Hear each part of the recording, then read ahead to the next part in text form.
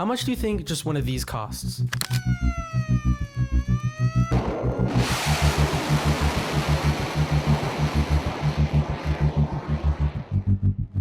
That was a Tomahawk cruise missile, over $2 million a piece, enough to buy this luxury home. And that's barely a drop in the bucket when it comes to U.S. defense.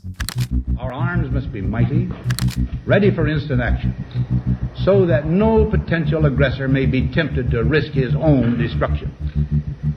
Our military organization today bears little relation to that known of any of my predecessors in peacetime. All of this adds up to about 20 cents of every tax dollar, more than 20% of our entire federal budget. To put it in perspective, this figure has more than doubled since the late 1990s.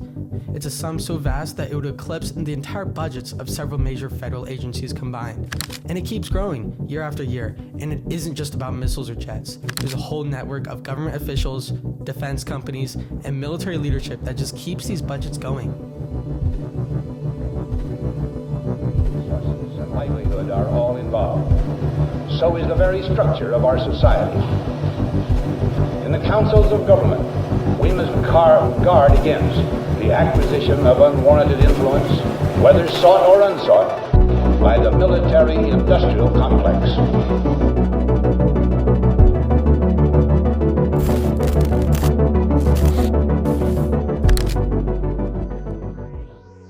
We hear about the military-industrial complex all the time, but what does that actually mean?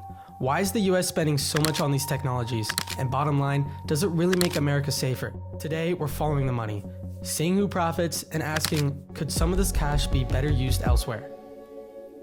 In 2022, the US spent around $800 billion on defense, more than the next 10 highest spending countries combined. It's a figure that dwarfs the entire national economies. For context, it's bigger than the entire GDP of Switzerland. Even Russia, despite being at war, spends under $100 billion a year by most estimates. So where does America's $800 billion actually go? According to publicly available DoD budget documents, it's split 5 ways.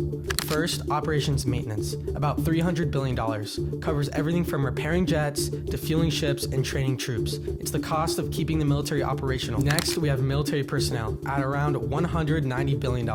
This funds the salaries, healthcare, and pensions of over 1.3 million service members.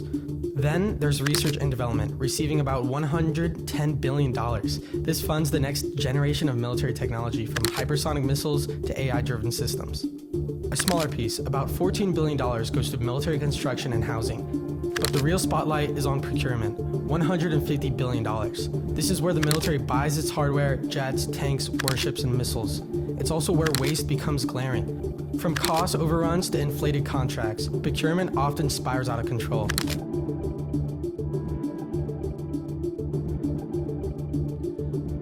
This, Mr. Secretary, is a bag of bushings. This bag of bushings, it's not anything high-tech about this. All of this bag is compliant with the FAA specifications. How much do you think the Air Force pays for this bag of bushings? I don't know, Congressman. $90,000. This is a $90,000 bag of bushings that you need for any jet turbine engine just to operate. For instance, some weapon programs have ballooned billions over budget with little accountability. Take the F-35 Joint Strike Fighter. For example, a program initially projected to cost $233 billion, but now it has reached over $1.7 trillion when factoring in lifetime operation costs.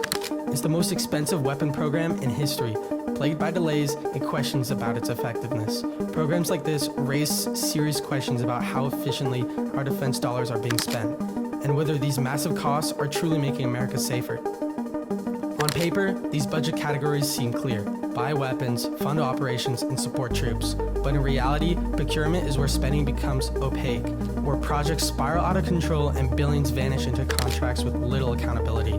The F-35 is just one example, but it represents a larger pattern, a system designed to spend, not save. But this isn't just about numbers on a chart. To understand how this system came to dominate U.S. defense spending, we have to go back to 1961.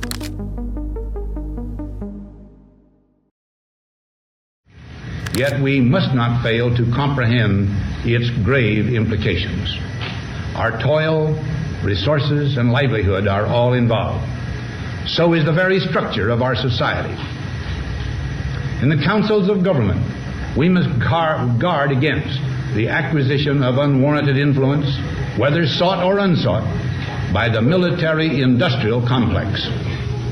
The potential for the disastrous rise of misplaced power exists and will persist. We must never let the weight of this combination endanger our liberties or democratic processes. The phrase military-industrial complex originates from Dwight D. Eisenhower's 1961 farewell address to the American public.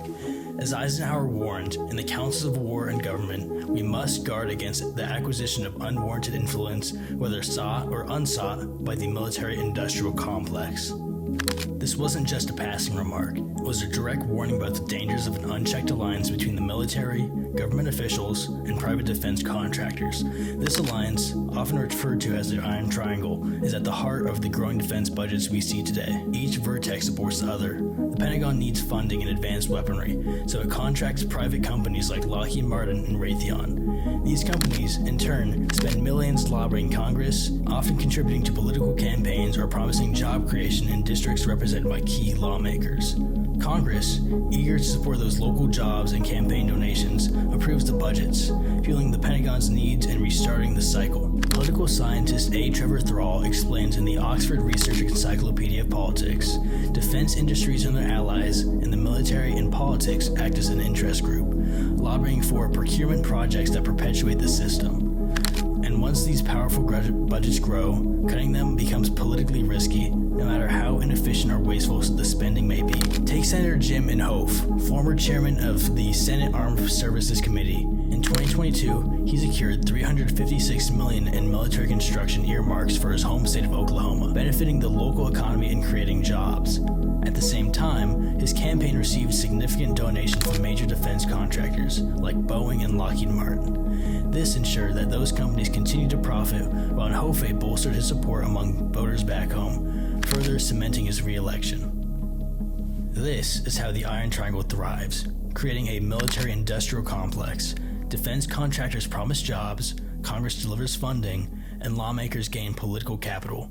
Meanwhile, the Pentagon's budget grows unchecked. Does all this spending make America a safer place? It's not as straightforward as it may seem. While much of the defense budget comes under scrutiny, there are undeniable benefits that have transformed not only national security, but also civilian life. Proponents of defense spending argue that it does far more than just build weapons. Many of the technologies we take for granted today have their origins in military research.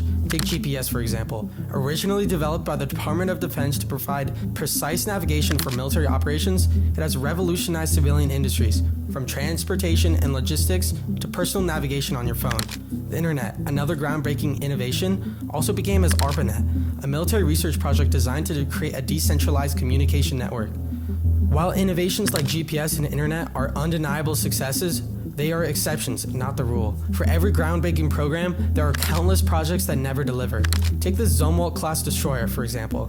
It was envisioned as the Navy's next-generation stealth warship, with a price tag of over $22 billion for just 3 ships. The program was riddled with cost overruns, delays, and functionality issues.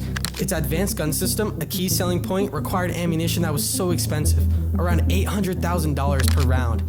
The Navy scrapped the ammunition program entirely. Now these ships have just been repurposed for other roles, far from their original intent. The defense budget takes up about 20% of all federal spending, more than any other discretionary area. Critics argue that this allocation comes at the expense of vital domestic programs. Imagine if a fraction of that funding went towards healthcare, which currently accounts for just 15% of discretionary spending, or education, which sits at only 6%. Redirecting these resources could address long-standing issues like high medical costs, student debt, or crumbling infrastructure. Then there's the argument of deterrence. Supporters say that a large military budget prevents conflicts by showing strength. If the US has the best technology, the largest arsenal, and the most capable military, potential adversaries are less likely to challenge us. But history paints a more complicated picture. Critics argue that escalating defense budgets often fuel global arms races rather than prevent them.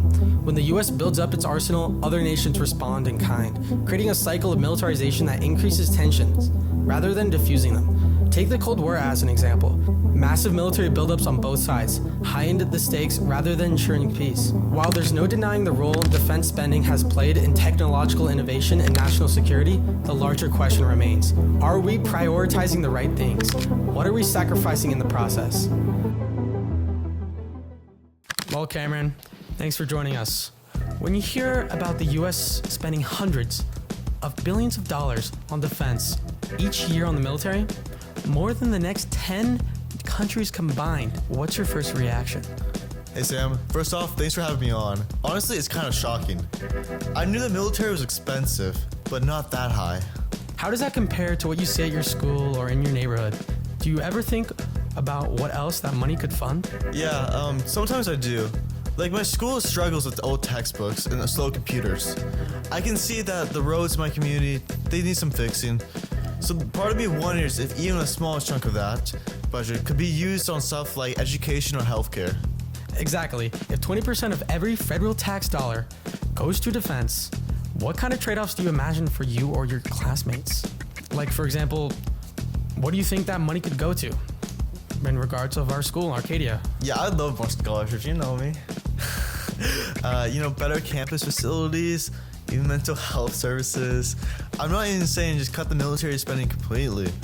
I mean, I get it's very important, but I also see a lot of needs around me that aren't being met. Do you feel safer just knowing that we have the biggest military budget? I don't really feel it in my everyday life. I guess it helps with global threats, but it doesn't fill potholes or help pay for college. Well, thanks, Cameron. It's good to hear from someone who's not deep into the politics, but still kind of feels the impact of where the funds go. So let's see how these questions tie back to the broader debate about the military-industrial complex. Eisenhower's warning about the military-industrial complex resonates more than ever today. Finding the balance between a strong defense and a sustainable future isn't just a budgetary challenge, it's a moral one. But it doesn't have to stay this way. Changing the system begins with accountability. Citizens can demand more transparency in how defense budgets are allocated. Organizations like the Government Accountability Office and watchdog groups already provide detailed reports on where the money goes. Use them. Write to your representatives, ask tough questions, and how defense spending is benefiting your community and whether it's worth the trade-offs. Support candidates who advocate for balanced budgets and prioritize both security and public welfare. And most importantly, vote. The flaws in the system are big, but so is the potential for change. Eisenhower's warning wasn't just a reflection of his time, it was a call for action for the future. Our future.